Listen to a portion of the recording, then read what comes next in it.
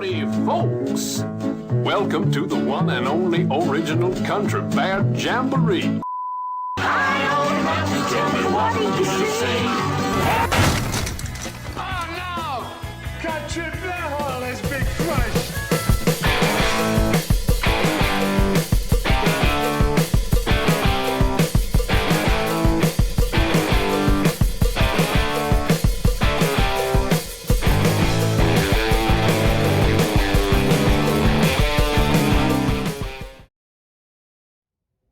Hello everyone.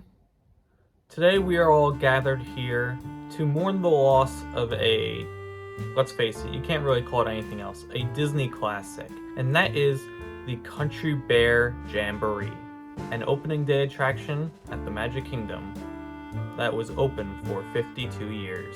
Not only that, this was one of the very few attractions within Walt Disney World that had the personal touch of Walt Disney, as this was originally planned for a Disney ski resort in, I believe, the mid-60s, at least that's what it says on the Disney World website. This ride is very nostalgic for a lot of Disney fans, as I'm sure a lot of people did it when they were younger, and when you think of audio-animatronic shows, if you're not thinking about like Chuck E. Cheese or Five Nights at Freddy's, your mind really goes to the Country Bear Jamboree. And it's kind of funny that this and the Hall of Presidents are kind of close to one another, and the Country Bears is just leagues above the Hall of Presidents. For those who never got to experience the Country Bear Jamboree, it was an audio-animatronic show involving a group of bears, and they would perform songs for you inside of Grizzly Hall. And the show would have these memorable moments like, I may be chubby, but I am quick, and what's that over there? That's a sign.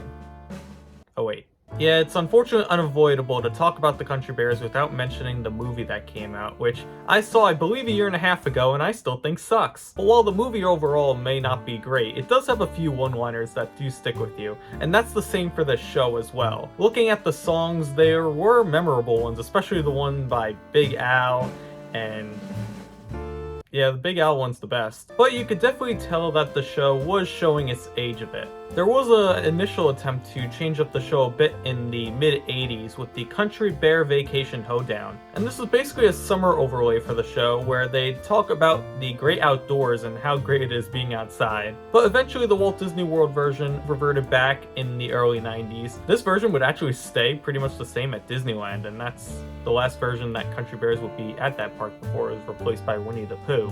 But when the original Country Bear Jamboree came back, saw a few tweaks, but overall it's pretty much the same show that the park opened with. So that leads us to Destination D23 last year, where they announced that the Country Bears would be receiving a major renovation with the new Country Bear Musical Jamboree, featuring songs that the Country Bears would sing, but this time through Disney music, like the Bare Necessities. Now, replacing Disney rides is interesting, especially older ones like the Country Bears, because Walt Disney once said that the parks are always in a state of becoming, so things can't always be stagnant forever. But when you have attractions that were personally touched by Walt Disney themselves within the Magic Kingdom, it makes things a bit harder. But there were definitely things in the show that could be seen as questionable by some, to say the least.